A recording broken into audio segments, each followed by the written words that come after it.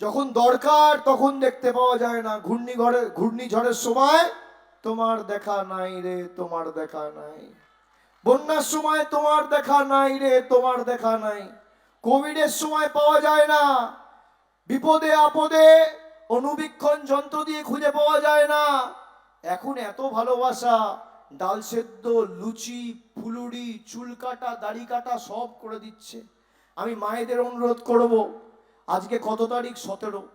এই মাসে আর 13 দিন আছে, আর 4 তারিখ যদি ফল ঘোষণা হয় ও মাসের 4 দিন, তাহলে 17 দিন আর 4 দিন মানে 21 দিন। 21 দিন পর আর এই বিজেপিকে চোখে দেখতে পাবেন না। আগামী 21 দিন বাড়ির ঝাঁটাটা হাতের নাগালে রাখবেন। তার কারণ আমি মারার জন্য বলছি না, আমি মারার জন্য বলছি না। বাড়ির ঝাঁটাটা হাতের নাগালে রাখবেন। তার কারণ বিজেপির নেতারা যদি যায়, এদের দিয়ে বাড়ি পরিষ্কার করাবেন, ঘর দুয়ার পরিষ্কার করেন। আর ভাইদের বলবো যে আগামী 21 দিন ভাই চুলদাড়ি কেটে টাকা নষ্ট করো না। বিজেপির নেতারা যাবে, এদের দিয়ে চুলদাড়ি কাটা। 4 তারিখ ফল ঘোষণা হবে, তারপর সব হাওয়া। বিজেপির নেতা আমি শুনেছি 7 কোটি টাকা দিয়ে নিজের বাড়ি বানিয়েছে, ভিতরে সুইমিং পুল, আর গরিব মানুষের বাড়ির টাকা বন্ধ। আমি শুনেছি, কতদূর সত্যি মিথ্যে জানি না। তিনি টাকা খেয়ে এখানে পেট্রোল পাম্প করেছেন। উত্তরপ্রদেশ, গুজরাট থেকে লোকেদের এনে পেট্রোল পাম্পের পাশে একটা বাড়ি রয়েছে, সেখানে রেখেছেন। আরে আমার নজরে সব আছে। সব টোটো চুরি তো 2018-19-এ 5,000 6,000 টাকা করে নিয়েছিল টোটো দেবো বলে, কোটি কোটি টাকা তুলেছে। ওই যে বললাম চুরি করে, আগে কি হতো? আগে একটা লোক চুরি করলে জেলে যেত, এখন চুরি করে লোকে বিজেপিতে যায়। আগে 2 নম্বরই করে জেলে যেত, এখন 2 নম্বরই করে বিজেপিতে যায়। সব কোন মাপ, ওয়াশিং মেশিন। কিন্তু আমি কথা দিচ্ছি, এদের সব হিসেব হবে। বিশ্বাস করেন, আমাকে তো এতদিন দেখছেন, আমি আপনাদেরই প্রায় জেলার ছেলে। এই জেলার প্রত্যেকটা মা বোন আমার আত্মার আত্মীয়। দক্ষিণ 24 পরগনা জেলা, আমি আপনাদের জেলার প্রতিনিধি। আগামী দিন আমি কথা দিয়ে যাচ্ছি, আপনারা চাননি আমার থেকে, কিন্তু আগামী 5 বছরও লাগবে না, যত দ্রুত সম্ভব মথুরাপুরকে আমরা সাব ডিভিশন করবো। আমি কথা দিয়ে গেলাম,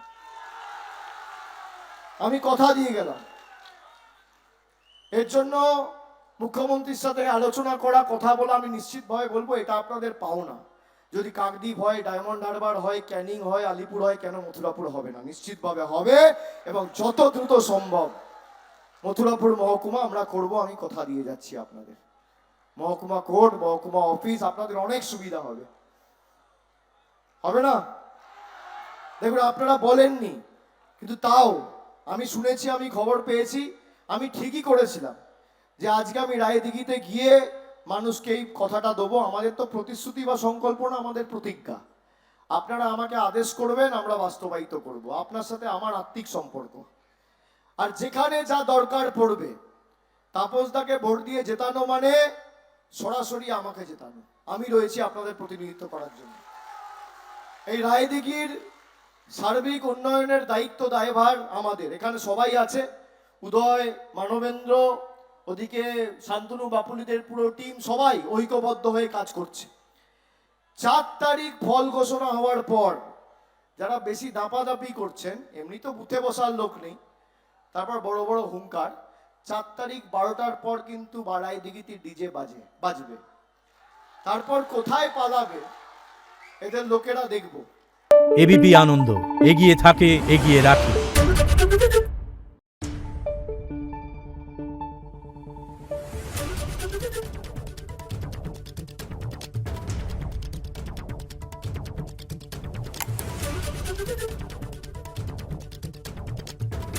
Thank you.